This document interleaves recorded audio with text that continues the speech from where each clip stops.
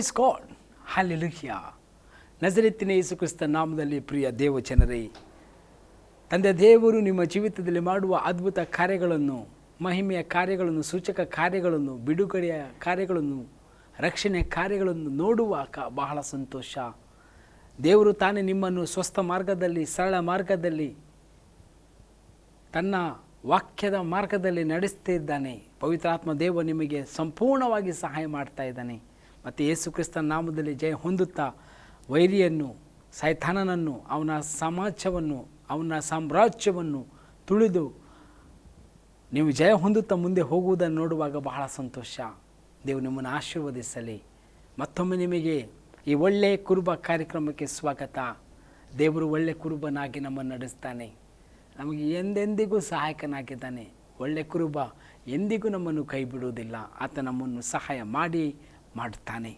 ಇವತ್ತು ಮಾತನಾಡುವ ವಿಷಯ, ನಡೆ ನುಡಿಯಿಂದಾಗಲಿ ದೇವರನ್ನು ಮೆಚ್ಚಿಸಿರಿ. ನಡೆಯಿಂದಾಗಲಿ ನುಡಿಯಿಂದಾಗಲಿ ದೇವರನ್ನು ಮೆಚ್ಚಿಸುವವರಾಗಿರಬೇಕು. ಇವತ್ತು ಯೇಸು ಕ್ರಿಸ್ತನಲ್ಲಿ ಬಂದಾಗ ನಾವು ಏನು ಮಾಡ್ತೇವೆ ಅಂತ ಹೇಳಿದರೆ, ಸಬ್ಬತ ದಿನ ಭಾರಿ ಪವಿತ್ರರು. ಪ್ರಾರ್ಥನೆ, ಆರಾಧನೆ, ವಾಕ್ಯ, ಮಾತುಗಳು ಕೂಡ ಶುದ್ಧ. ಸಬ್ಬತ ದಿನ ಮುಗಿದ ಮೇಲೆ ಸೋಮವಾರ ಶುರು ಆಗ್ತದೆ. ಚರ್ಚ್ ಹೋದ ಕೂಡಲೇ ಲೋಕದ ಮಾತುಗಳು, ಲೋಕದ ರೀತಿಯ ಜೀವಿಸುವುದು, ಅಥವಾ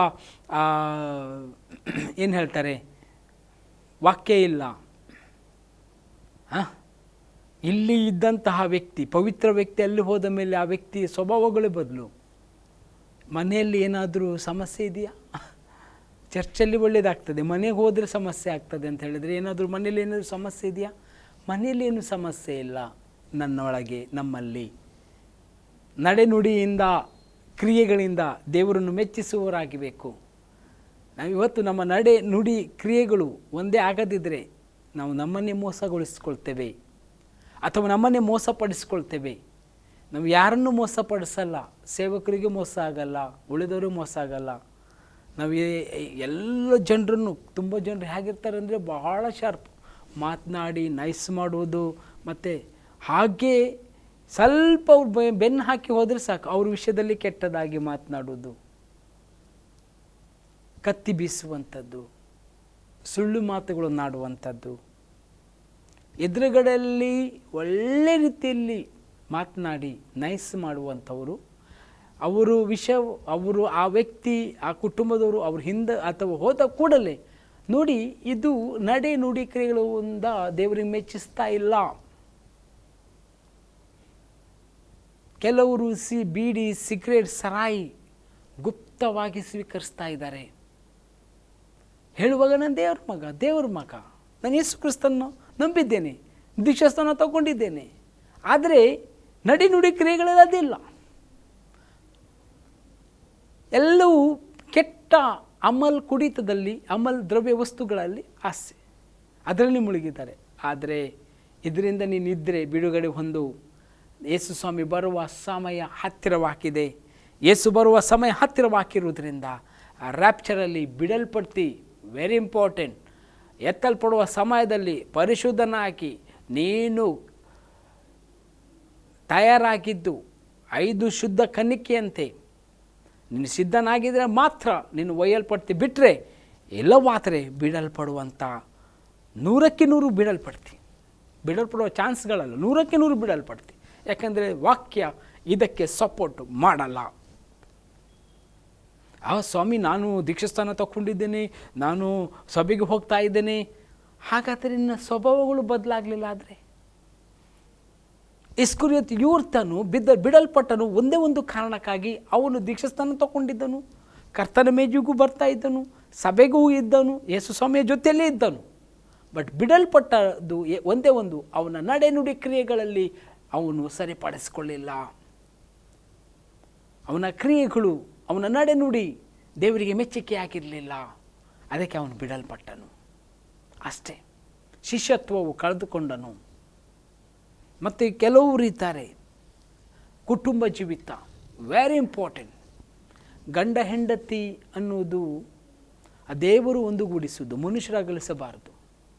ಆ ಕುಟುಂಬದ ಮಧ್ಯದಲ್ಲಿ ತಂದೆ ತಾಯಿ ಆಗಲಿ, ಅತ್ತೆ ಮತ್ತು ಮಾವ ಆಗಲಿ, ಅಣ್ಣ ತಮ್ಮಂದಿರಾಗಲಿ, ಅಕ್ಕ ತಂಗಿ, ನೀವು ಅವರ ಮಧ್ಯದಲ್ಲಿ ಹೋಗಲಿಕ್ಕಿಲ್ಲ. ಆ ಕುಟುಂಬವು ಅವರ ಜವಾಬ್ದಾರಿಯಲ್ಲಿ ಅವರಿಗೆ ಬೇಕಾದರೆ ಒಳ್ಳೆಯ 1-2 ಮಾತುಗಳು, ಉತ್ತಮವಾದ ಸಹಾಯ ಕೊಡಬಹುದು. ಬಿಟ್ಟರೆ ದಾಂಪತ್ಯದಲ್ಲಿ ನೀವು ಮಧ್ಯೆ ಸೇರಿಕೊಂಡು ಆ ಕುಟುಂಬವನ್ನು ಹಾಳು ಮಾಡುವುದಾದರೆ ವೆರಿ ಡೇಂಜರಸ್.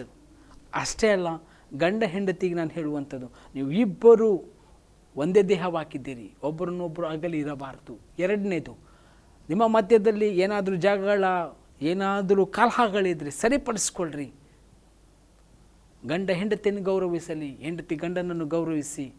ನಿಮ್ಮ ಒಳಗಡೆ ಏನಿರಲಿ, ಒಂದು ಸಮಾಧಾನ, ಒಳ್ಳೆಯ ಒಂದು ಮನಸ್ಥಿತಿ ಇರಲಿ. ನಿಮ್ಮ ಒಳಗೆ ಕಚ್ಚಾಟ ಇದ್ದುಕೊಂಡು ಹೊರಗಡೆ ಹೋಗಿ ಬೇರೆಯವರು ನಿಮ್ಮ ಕುಟುಂಬವನ್ನು ಹಾಳು ಮಾಡುವ ಹಾಗೆ ನಿಮ್ಮ ಬಾಯಿಗಳನ್ನು ಹರಿಯ ಬಿಡಬೇಡ್ರಿ. ಸ್ಟ್ರಾಂಗ್ ಆಗಿ ನಿಂತುಕೊಂಡು ಜೇಬರಲ್ಲಿ ಜಯ ಹೊಂದಿರಿ. ಇವತ್ತು ನಾನು ಮಾತನಾಡುವ ವಿಷಯ ನಡೆನುಡಿಯಿಂದ ದೇವರನ್ನು ಮಹಿಮೆ ಪಡಿಸುವ ಈ ವಿಷಯದಲ್ಲಿ ಪ್ರಾರ್ಥಿಸಿ ಆ ವಿಷಯದಲ್ಲಿ ಮಾತನಾಡುವ. ತಂದೆ ದೇವರೇ, ನಿನಗೆ ಸ್ತೋತ್ರವಾಗಲಿ. ಮಾತನಾಡು. ನಾನು ಬಹಳ ವಿಷಯವಾಗಿ ನಾನು ಹೇಳ್ತಾ ಇದ್ದೇನೆ. ಕರ್ತನೆ, ಇನ್ನೂ ಕೂಡ ದೇವರಾತ್ಮಲ್ಲಿ ನನ್ನ ನಡೆಸು. ಕೇಳುವ ಪ್ರತಿಯೊಂದು ಜನರಿಗೆ ಒಂದು ಉಜ್ಜೀವನಕ್ಕೂ, ಒಂದು ಮಾನಸಾಂತರಕ್ಕೂ, ಒಂದು ಕರ್ತನೆ ಪರಿಪೂರ್ಣ ನಿನ್ನ ಮಾರ್ಗದಲ್ಲಿ ನಡೆಯುವುದಕ್ಕೂ ಒಂದು ದಾರಿಯಾಗುವ ಹಾಗೆ ಸಹಾಯ ಮಾಡು.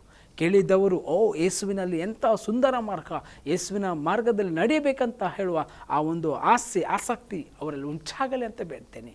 ಯೇಸುವಿನ ನಾಮದಲ್ಲಿ ಬೇಡ್ತೇನೆ ಚೂಡ ತಂದೆ, ಆಮೇನ್. ನೋಡಿ, ಒಂದು ವಚನ ಓದಿಕೊಳ್ಳುವ. ಕೊಲೊಸ್ಸೆ 3ನೇ ಅಧ್ಯಾಯದಲ್ಲಿ ವಚನ 17. ಕೊಲೊಸ್ಸೆ 3ನೇ ಅಧ್ಯಾಯ ವಚನ 17. ನೀವು ನುಡಿಯಿಂದಾಗಲಿ ನಡೆಯಿಂದಾಗಲಿ ಏನು ಮಾಡಿದರೂ ಅದೆಲ್ಲವನ್ನು ಕರ್ತನಾದ ಯೇಸುವಿನ ಹೆಸರಿನಲ್ಲೇ ಮಾಡಿರಿ. ಆತನ ಮೂಲಕ ತಂದೆಯ ದೇವರಿಗೆ ಕರ್ತನ ಸ್ತುತಿಯನ್ನು ಸಲ್ಲಿಸಿರಿ. ನೀವು ನುಡಿಯಿಂದಾಗಲಿ ನಡೆಯಿಂದಾಗಲಿ ಏನೂ ಮಾಡಿದರೂ ಕೂಡ ಕರ್ತನಾದ ಯೇಸು ಕ್ರಿಸ್ತನ ಹೆಸರಲ್ಲಿ ಮಾಡಿರಿ. ಕರ್ತನಿಗೆ ಮಹಿಮೆ ತರುವ ರೀತಿಯಲ್ಲಿ ಇರಲಿ. ಇವತ್ತು ನಮ್ಮ ನಡೆ ನುಡಿ ದೇವರಿಗೆ ಮೆಚ್ಚುಗೆಯಾಗಿರಬೇಕು. ಬಹಳ ಜನರು ಯೇಸು ಕ್ರಿಸ್ತನಲ್ಲಿ ಬರ್ತಾರೆ, ಹಳೆಯ ಸ್ವಭಾವಗಳನ್ನು ಬಿಡಲ್ಲ. ಯೇಸುವಿನಲ್ಲೂ ಕೂಡ ಇರ್ತಾರೆ, ಮತ್ತು ಬೇರೆ ಬೇರೆ ಕಡೆಗೆ ಹೋಗ್ತಾರೆ, ಅನ್ಯರ ಹತ್ರ ಬೇರೆ ಬೇರೆ ದೇವರುಗಳ ಬಗ್ಗೆ ಹೋಗ್ತಾರೆ. ಅಥವಾ ಯೇಸುವಿನಲ್ಲಿ ಬಂದ ಮೇಲೆ ಹಳೆಯ ಆರಾಧನೆ ಪದ್ಧತಿಗಳನ್ನು ಮತ್ತೆ ಹೇಳಿದರೆ, ಪಾಸ್ಟ್ರೇ, ಸೇವಕರೇ, ಮತ್ತು ಮನೆಯಲ್ಲಿ ಸ್ವಲ್ಪ ಗಲಾಟೆ ಆಗ್ಬೋದಲ್ಲ, ಮತ್ತು ಅಲ್ಲಿ ನಮ್ಮನ್ನು ದ್ವೇಷ ಮಾಡಬಹುದಲ್ಲ, ಅಥವಾ ಅದನ್ನು ಹೇಗೆ ಬಿಡಬಹುದು, ಅದು ಬಿಡುವುದು ಹೇಗೆ? ಪ್ರಿಯನೇ, ನೀನು ಸಮುದ್ರದಿಂದ ತೆಗೆಯಲ್ಪಟ್ಟ ಉಪ್ಪು ಸಮುದ್ರದಲ್ಲಿ ಇದ್ರೆ ಏನಾಗಿರ್ತದೆ? ನೀರಾಗಿ ಇರ್ತದೆ. ಆ ನೀರನ್ನು ತೆಗೆದು ಬೇರ್ಪಡಿಸಿ ಬಿಸಿಲಲ್ಲಿಟ್ಟು ಅದರ ನಂತರ ಅಲ್ಲಿ ಉಪ್ಪಾಗಿ ಮಾರ್ಪಡಿಸ್ತಾರೆ ಅಲ್ವಾ? ಹಾಗಾದರೆ ಉಪ್ಪು ಮತ್ತು ನೀರು ಒಟ್ಟಿಗಿರ್ಲಿಕ್ಕೆ ಸಾಧ್ಯನಾ? ಏನಾಗ್ತದೆ? ಲೋಕ ಮತ್ತು ದೇವರ ಮಕ್ಕಳು ಒಟ್ಟು ಹಾಕಿರ್ಲಿಕ್ಕೆ ಸಾಧ್ಯವಿಲ್ಲ. ಬಹಳ ಜನರು ಲೋಕದ ಎಲ್ಲ ಜನರಿಗೆ ಬಹಳ ಶ್ರೇಷ್ಠರು, ಬಹಳ ಪ್ರಿಯರು, ಮಾತನಾಡುವಾಗ ಭಯಂಕರವಾಗಿ ಎಲ್ಲ ನಡೆನುಡಿಗಳಲ್ಲಿ. ಆದರೆ ತನ್ನ ಒಳಗಡೆ ತನ್ನ ಕುಟುಂಬಕ್ಕೆ ಅವನು ವೈರಿಯಾಗಿರ್ತಾನೆ, ಒಳಗಡೆ ಅವನು ದ್ವೇಷಿ, ಜಗಳ ಮಾಡುವವನಾಗಿರ್ತಾನೆ. ಅಥವಾ ತಮ್ಮ ಕೊಲೀಗ್ಸಲ್ಲಿ, ಕೆಲಸದ ಜಾಗದಲ್ಲಿ ಇತರರನ್ನು ಹಿಂಸೆ ಪಡಿಸುವುದು, ದೋಚಿಕೊಳ್ಳುವುದು, ಕೆಲಸ ಜಾಸ್ತಿ ಕೊಡುವುದು. ಸುಮ್ಮನೆ ನೆಗಡಿದ್ರೂ ಆಗಲ್ಲ. ಕೆಲವೊಂದು ಆಫೀಸ್ಗಳಲ್ಲಿ ಹೋದರೆ ಎಲ್ಲರೂ ಗಪ್ಚುಪ್ಪಾಗಿ ಯಾಕಪ್ಪ ಹೀಗಿದ್ದಾರೆ ಅಂತ ಹೇಳಿದ್ರೆ, ಅಲ್ಲಿ ಯಾಕಪ್ಪ ಅಲ್ಲ, ಆವಾಗ ಅನಿಸ್ಕೊಳ್ಬೇಕು ಅಲ್ಲಿ ಯಾರೋ ಒಬ್ಬರು ಬಾಸ್, ಅಲ್ಲಿ ಯಾರೋ ಒಬ್ಬರು ಇವರು ಸಂತೋಷವಾಗಿದ್ದರೆ ಇಷ್ಟಪಡೋದವನು ಇವ್ರನ್ನೆಲ್ಲ ಹೀಗೆ ಮಾಡಿಸಿದ್ದಾನೆ, ಅವನಿಗೊಂದು ಭೂತ ಇದೆ, ಅವಳಿಗೊಂದು ಭೂತ ಇದೆ. ಕೆಲವರು ಹಾಕಿ ಬೇರೆಯವರು ಅವರಿಗೆ ಹೆಲ್ಪ್ ಮಾಡಬೇಕು, ಬೇರೆಯವರು ಅವರಿಗೆ ಹೆಲ್ಪ್ ಮಾಡಬೇಕು, ಬೇರೆಯವರು ಇವರ ಕಷ್ಟಗಳಲ್ಲಿ ಬಂದು ನಿಲ್ಲಬೇಕು, ಬೇರೆಯವರು ಇವರಿಗೆ ಸಹಾಯ ಮಾಡಬೇಕು, ಬೇರೆಯವರು ಇವರು ಎಲ್ಲದರಲ್ಲಿ ಇವರು ಹೋಗೋ ಕಷ್ಟ ಅಂತ ಹೇಳಿದರೆ ಅವರು ಕೈಕಾಲೆಲ್ಲ ಒತ್ತಬೇಕು. ಆದರೆ ಅದೇ ಬೇರೆಯವರಿಗೇನಾದರೂ ಆದರೆ ಸಹಾಯನೂ ಮಾಡಲ್ಲ, ಮತ್ತು ಅವ್ರ ಕಷ್ಟ ಇದ್ದರೆ ಇನ್ನೂ ಹೆಚ್ಚು ಕಷ್ಟ ಬರುವ ಹಾಗೆ ಮಾಡ್ತಾರೆ. ಡೇಂಜರಸ್. ಇಂಥ ಸ್ವಭಾವಗಳು ದೇವರು ಒಪ್ಪುವುದಿಲ್ಲ. ಇದು ಕೀಳಾದ ಅನ್ಯರಲ್ಲಿ ಅಥವಾ ದೇವರನ್ನು ಅರಿಯದವರಲ್ಲಿ ಇರುವಂಥ ಸ್ವಭಾವಗಳು ಅಥವಾ ಸೈತಾನ್ ಸ್ವಭಾವಗಳು ಪವಿತ್ರ ಸಭೆಯಲ್ಲಿ ಇರಬಾರ್ದು ಪ್ರಿಯರೇ. ಇಂಥವ್ರು ಯಾರಾದರೂ ಇದ್ದರೆ ಇವತ್ತು ನಾನು ನಿಮಗೆ ಹೇಳಲಿಕ್ಕೆ ಇಷ್ಟಪಡ್ತೇನೆ, ಇದು ನಿಮ್ಮನ್ನು ಡೈರೆಕ್ಟಾಗಿ ಮುಟ್ತಾ ಇದೆ, ಡೈರೆಕ್ಟಾಗಿ ಹೇಳ್ತಾ ಇದೆ, ಬಿಡು ಇದನ್ನು. ಸ್ವಭಾವವನ್ನು ಬದಲಾಯಿಸಿಕೋ, ಸ್ವಭಾವವನ್ನು ಬದಲಾಯಿಸಿಕೋ, ಸಂಪೂರ್ಣ ಮಾನಸಾಂತರ ಹೊಂದು.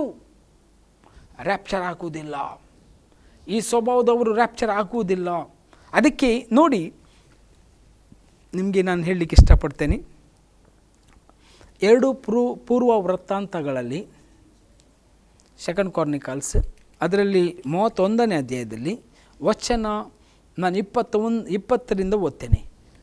2 ಪೂರ್ವಕಾಲ ವೃತ್ತಾಂತ 31 ವಚನ 20ರಿಂದ. ಹಿಜ್ಕೀಯನು ಯೆಹೂದದಲ್ಲೆಲ್ಲ ಇದೇ ವ್ಯವಸ್ಥೆಯನ್ನು ಮಾಡಿದನು. ಅವನು ತನ್ನ ದೇವರಾದ ಯೆಹೋವನಿಗೆ ಒಳ್ಳೆಯವನು, ನೀತಿವಂತನು, ನಂಬಿಗಸ್ತನೂ ಆಗಿ ನಡೆದನು. ಅವನು ತನ್ನ ದೇವರ ಒಲುಮೆಯನ್ನು ಪಡೆದುಕೊಳ್ಳುವುದಕ್ಕೋಸ್ಕರ ದೇವಾಲಯದ ಸೇವಾ ಸ್ತಂಭದಲ್ಲಿಯೂ ಧರ್ಮಶಾಸ್ತ್ರದ ವಿಧಿಗಳ ಸಂಬಂಧದಲ್ಲಿಯೂ ತಾನು ಪ್ರಾರಂಭಿಸಿದ ಎಲ್ಲ ಕಾರ್ಯಗಳನ್ನು ಯಥಾರ್ಥ ಚಿತ್ತದಿಂದ ಮಾಡಿ ಕೊನೆಗಾಣಿಸಿದನು. ಈ ಹಿಜ್ಕೀಯನ ವಿಷಯದಲ್ಲಿ ನಾನು ಹೇಳಬೇಕಾದ್ರೆ, ಇವನು ದೇವರ ವಿಷಯದಲ್ಲಿ ನಂಬಿಗಸ್ತನು, ನೀತಿವಂತನಾಗಿ ನಂಬಿಗಸ್ತನಾಗಿ ನಡೆದನು. ಆವಾಗ ದೇವರು ಇವನನ್ನು ಕೂಡ ಆಶೀರ್ವದಿಸಿದನು. ಪ್ರಿಯನೇ, ಹಿಜ್ಕೀಯನ ಕಾಲದಲ್ಲಿ ಒಂದು ಸಂಭವ ಉಂಟಾಯಿತು. ಯೆಶಾಯ 37ನೇ ಅಧ್ಯಾಯ ನೀವು ಓದಿದರೆ ನಿಮ್ಗೆ ಗೊತ್ತಾಗ್ತದೆ. ಹಿಜ್ಕೀಯನ ಕಾಲದಲ್ಲಿ ಏನಾಯ್ತು ಅಂದರೆ, ಸೆನೆಬೆರ್ ಅರಸನನ್ನು ಹೇಳೋನು ಅವನಿಗೆ ವಿರುದ್ಧವಾಗಿ ಬರ್ತಾನೆ. ಮತ್ತು ದೇವರು ಅವನಿಗೆ ಏನು ಮಾಡ್ತಾನೆ ಅಂತ ಹೇಳಿದರೆ, ನೀನು ಸೆನೆಬೆರ್ ಅರಸನಿಂದ ಕಳಿಸಲ್ಪಟ್ಟ ದೂತರಿಗೆ ನಿನ್ನ ಸಾಮ್ರಾಜ್ಯದ ಎಲ್ಲ ಸಂಗತಿಗಳನ್ನು, ಗುಪ್ತ ಸಂಗತಿಗಳನ್ನು, ನಿನ್ನ ವೈಭವವನ್ನು ತೋರಿಸಿದೆ. ಅದಕ್ಕಾಗಿ ಈ ವರ್ಷದಲ್ಲಿ ಅವನ ಸೆನೆಬೆರ್ ಅರಸನ ಸೇನಾಧಿಪತಿ ಅಥವಾ ಅವನ ಸೈನ್ಯ ಬಂದು ನಿನ್ನನ್ನು ಏನು ಮಾಡ್ತದೆ, ನಿನ್ನ ಇಸ್ರಾಯೇಲ್ ಯೆಹೂದವನ್ನು ನಾಶ ಮಾಡಿ ಎಲ್ಲವನ್ನು ತಗೊಂಡು ಹೋಗ್ತದೆ. ಯಾಕಂದರೆ ನೀನು ಗುಪ್ತವಾಗಿ ಇಟ್ಕೊಳ್ಬೇಕಾದ ಸಂಗತಿಗಳನ್ನು ಇಟ್ಕೊಳ್ಳಿಲ್ಲ. ಹಿಜ್ಕೀಯನು ಮಾಡಿದ ಮಿಸ್ಟೇಕ್. ಆದರೆ ಈ ಸಂಗತಿ ಉಂಟಾಗುವಾಗ ಹಿಜ್ಕೀಯನಿಗೆ ಆ ವಿಷಯ ಗೊತ್ತಾದ ಕೂಡಲೇ ಯೆಶಾಯ ಪ್ರವಾದಿ ಹೇಳಿದ ತಕ್ಷಣವೇ, ದೇವರೇ ನೀನು ಯಾರು, ನನ್ನ ಹತ್ರ ಬಲ ಇದೆ, ನಾನು ಅರಸ, ನಾನು ನೋಡ್ಕೊಳ್ತೇನೆ ಅಂತ ಹೇಳಲಿಲ್ಲ. ಅವನು ಅದೇ ಕ್ಷಣದಲ್ಲಿ ಮನಮರುಗಿದನು, ಅದೇ ಕ್ಷಣದಲ್ಲಿ ರಿಪೆಂಟ್ ಆದನು. ದೇವರೇ ತಪ್ಪಾಯಿತು, ನನ್ನ ತಿಳಿಯದೆ ಮಾಡಿಬಿಟ್ಟೆ, ನನ್ನ ಒಳಗಡೆ ಅಹಂಕಾರಕ್ಕೆ ಒಂದು ಅವಕಾಶ ಕೊಟ್ಟೆ, ನೀನು ಗೊತ್ತಿಲ್ಲ, ಅದನ್ನು ಮಾಡಿಬಿಟ್ಟೆ, ತಪ್ಪು, ನನ್ನನ್ನು ಕ್ಷಮಿಸು. ಮತ್ತು ಹೇಳ್ತಾನೆ, ದೇವರೇ ನನಗೆ ಒಂದು ಅವಕಾಶ ಕೊಡು, ಅಥವಾ ದೇವರೇ ನಾನು ಮಾಡಿದ ಒಳ್ಳೆಯ ಕ್ರಿಯೆಗಳನ್ನು ನೆನಪು ಮಾಡಿಕೋ ಅಂತ ಹೇಳಿ ಮೊರೆ ಇಡುವಾಗ ಅದೇ ಯೆಶಾಯನಿಗೆ ದೇವರು ಒಂದು ಸಂದೇಶವನ್ನು ಕೊಡ್ತಾನೆ. ಹಿಜ್ಕೀಯನಿಗೆ ಹೋಳು, 15 ವರ್ಷ ನಾನು ನಿನ್ನ ಹೆಚ್ಚಿಸಿದ್ದೇನೆ ಅಂತ. ಪ್ರಿಯನೇ, ದೇವರು ಆಶೀರ್ವದಿಸುವುದು ಹೀಗೆ.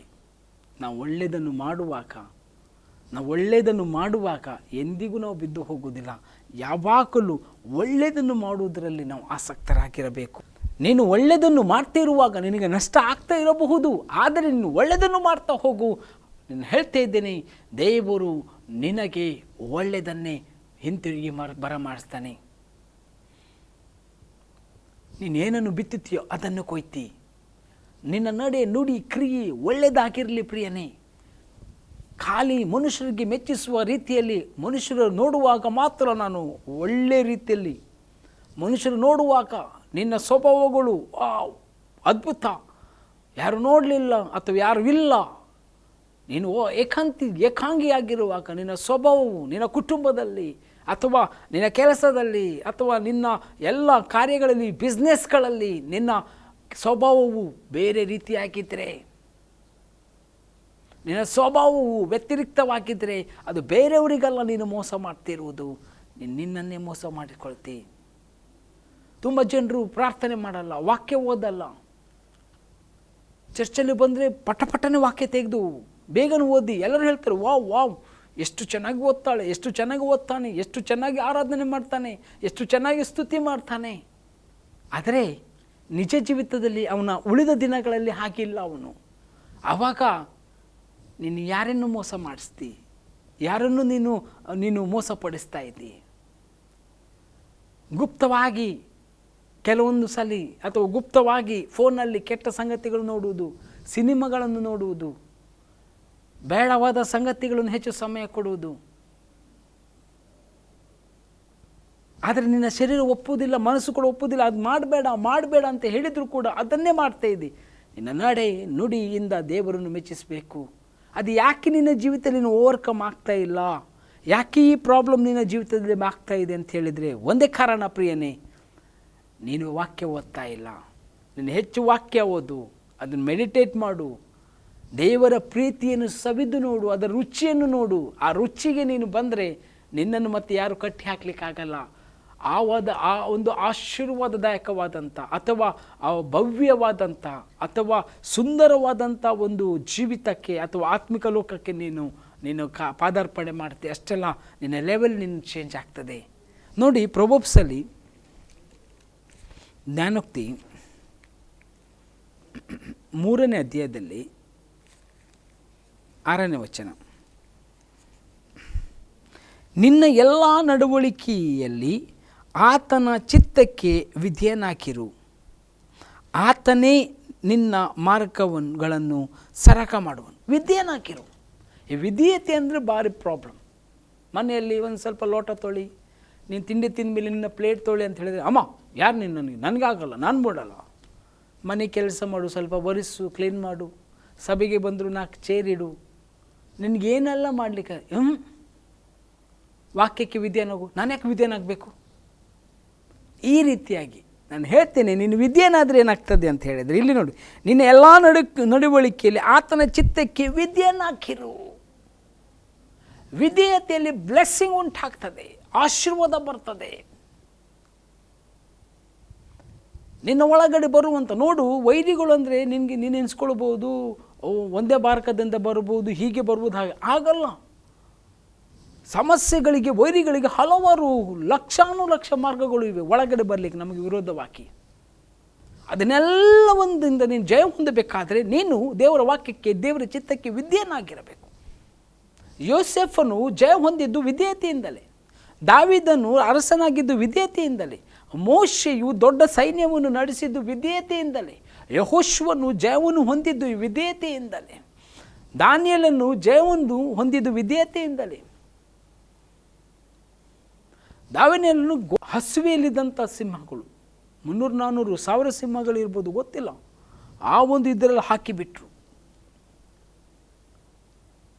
ಆವಾಗ ಆ ದಾನಿಯೇಲನು ಯಾಕೆ ಅಲ್ಲಿಂದ ಬಚಾವಾದನು? ದೇವರಿಗೆ ವಿಧೇಯನಾಗಿದ್ದನು. ದೇವರಿಗೆ ಅವನು ಏನಾಗಿದ್ದನು?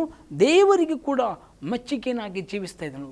ಎಲ್ಲ ಇಕ್ಕಟ್ಟಿನಲ್ಲಿ ದೇವರು ನಿಮ್ಮನ್ನು ಬಿಡಿಸಲಿಕ್ಕೆ ಕಾರಣ ಇಷ್ಟೇ ಪ್ರಿಯನೇ, ನಡೆನುಡಿಯಿಂದ ನೀನು ದೇವರಿಗೆ ಮೆಚ್ಚುಗೆ ಹಾಕಿರುವುದಾದರೆ. ನೋಡಿ, ನಾನು ನಿಮ್ಗೆ ಹೇಳ್ತೇನೆ, ಬಹಳ ಜನ ಲೋಕದ ಜನರು ಕ್ರಿಶ್ಚಿಯನ್ಸ್ ಅಂದರೆ ಕೂಡಲೇ ಫಸ್ಟ್ ಹೇಳೋದು ಎಣ್ಣೆ ಹಾಕ್ತೀಯ ಅಂತ ಕೇಳ್ತಾರೆ. ಕ್ರಿಶ್ಚಿಯನ್ಸ್ ಅಂದ ಕೂಡಲೇ ಅವರ ಭಾವಗಳು ಏನು?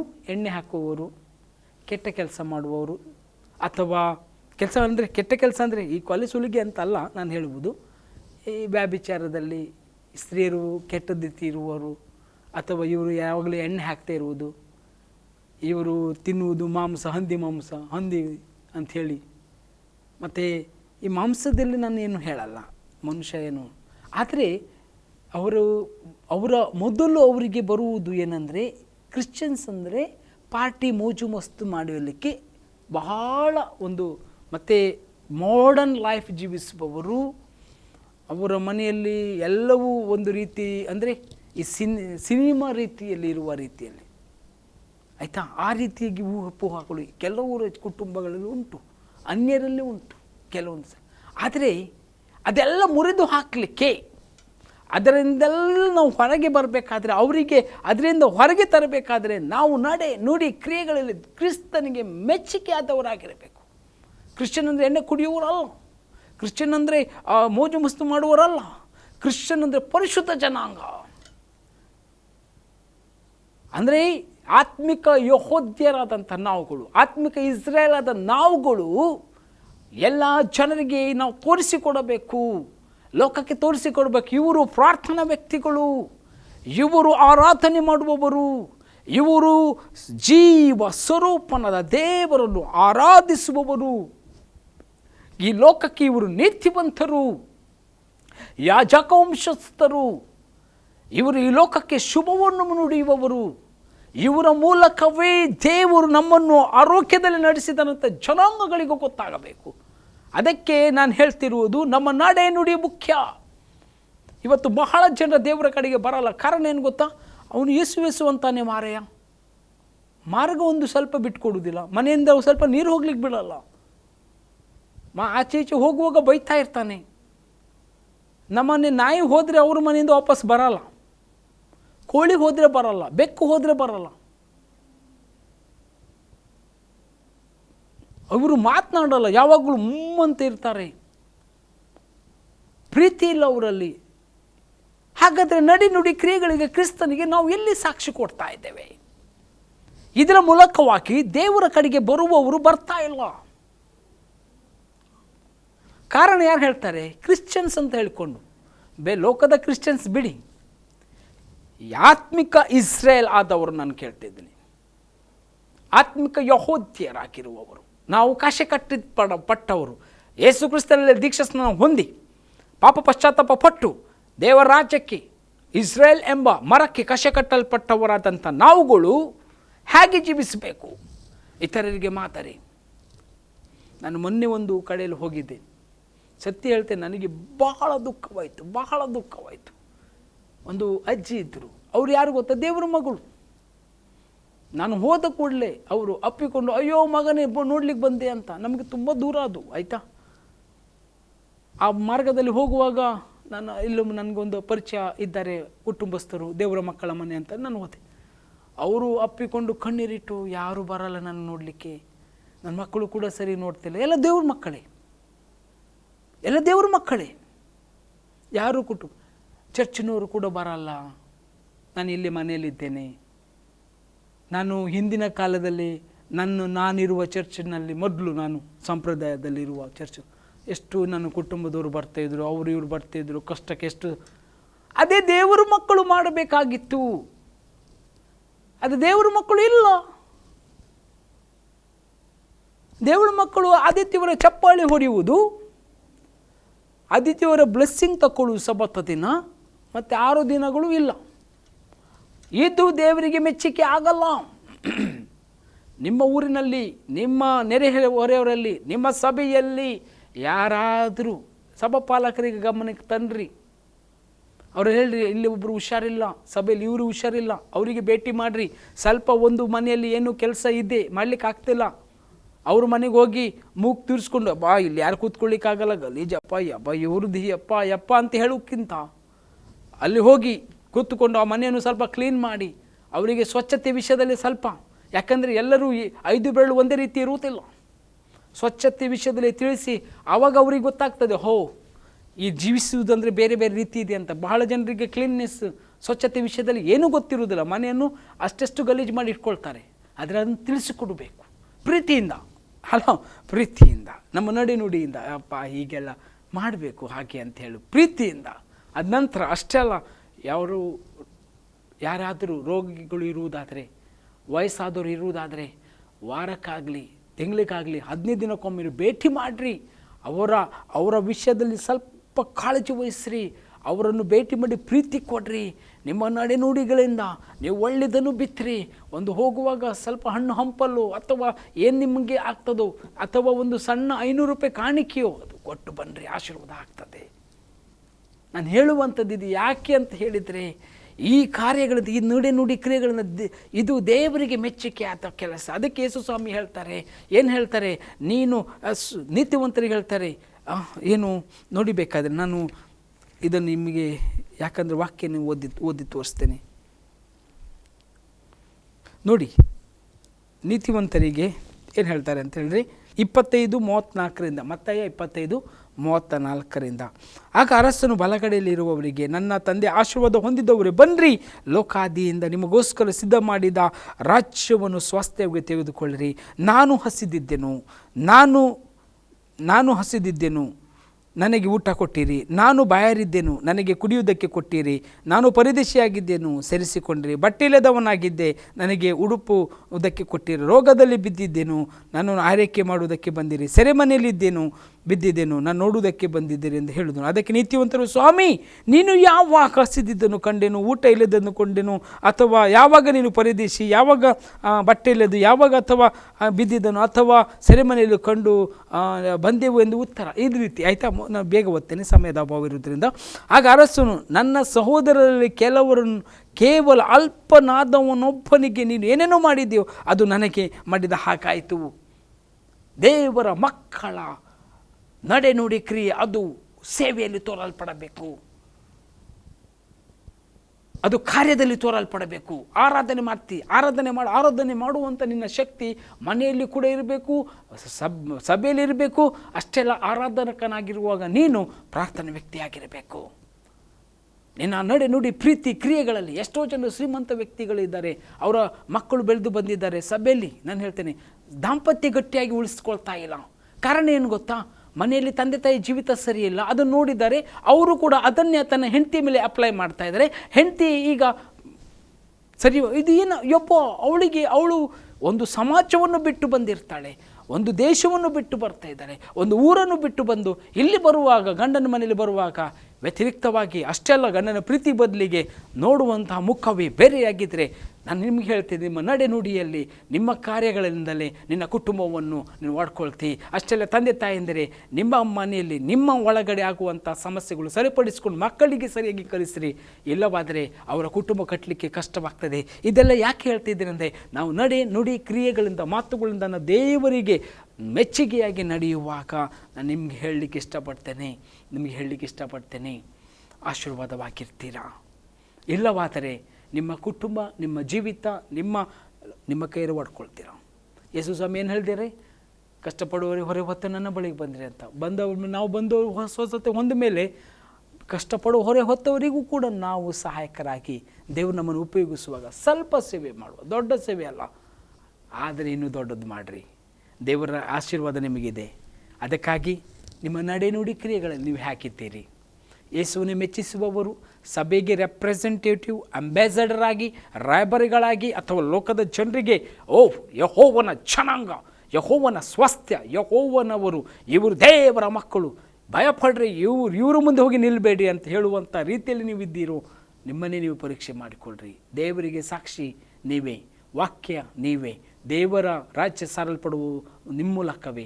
ನಡೆನುಡಿಯಿಂದ ನೀವು ಇದ್ದರೆ ಖಂಡಿತವಾಗಿ ಆ ಊರು ಉಜ್ಜೀವನ, ಆ ಗ್ರಾಮ ಉಜ್ಜೀವನ, ಆ ಸಭೆ ಉಜ್ಜೀವನ, ಅಥವಾ ನೀವು ಹೋದ ಪ್ರತಿಯೊಂದು ಕಡೆಯಲ್ಲಿ ಆಶೀರ್ವಾದ.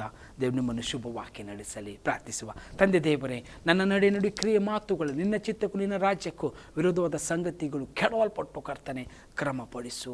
ಯಾವ ರೀತಿ ಎಲಿಯನ್ನು ವೇದಿಗಳನ್ನು ಕ್ರಮಪಡಿಸಿದ್ರು ಅದೇ ರೀತಿಯಾಗಿ ನಮ್ಮ ಜೀವಿತವನ್ನು ಕ್ರಮಪಡಿಸಿ ಅಪ್ಪ, ನಿನ್ನ ಪ್ರಕಟಣೆ, ನಿನ್ನ ಜ್ಞಾನ, ನಿನ್ನ ಒಂದು ಕರ್ತನೆ, ಆ ಒಂದು ರೆಮ ನಮ್ಮ ಒಬ್ಬೊಬ್ಬರಿಗೆ ಕೊಟ್ಟು ಯಾವ ರೀತಿ ಈ ಲೋಕದ ಯಾತ್ರೆಯಲ್ಲಿ ಹೋಗಬೇಕು ವಾಕ್ಯದ ಜ್ಞಾನವನ್ನು ಕೊಟ್ಟು ನಡೆಸು. ಓಡುವುದಲ್ಲ ಸ್ವಾಮಿ, ಖಾಲಿ ಅದ್ಭುತಗಳು ಪ್ರವಾದನೆ ಹಿಂದೆ ಅಲ್ಲ ಸ್ವಾಮಿ, ನಿನ್ನ ವಾಕ್ಯದ ಹಿಂದೆ, ನಿನ್ನ ನಾಮದಲ್ಲಿ ನಾವು ಜಯ ಹೊಂದುವಂತೆ ನಾಶವಾಗುವವರಿಗೆ, ಕತ್ತಲಿರುವವರಿಗೆ, ಕಷ್ಟದಲ್ಲಿರುವವರಿಗೆ ಬಿಡುಗಡೆಯಾಗಿ, ವಾಕ್ಯವಾಗಿ, ಆಶೀರ್ವಾದವಾಗಿ, ನಿನ್ನ ಔಷಧಿಯಾಗಿ, ನಿನ್ನ ಸೂಚಕಗಳಾಗಿ ನಮ್ಮನ್ನು ಉಪಯೋಗಿಸು, ರಕ್ಷಣೆಯಾಗಿ ಉಪಯೋಗಿಸು. ಹೀಗೆ ಮಾಡಿದ್ದಕ್ಕಾಗಿ ಸ್ತೋತ್ರ. ಯೇಸು ಕ್ರಿಸ್ತ ನಾಮದಲ್ಲಿ ಬೇಡಿದ್ದೇನೆ, ಜೀವಳ ತಂದೆಯೇ, ಆಮೇನ್. Praise God.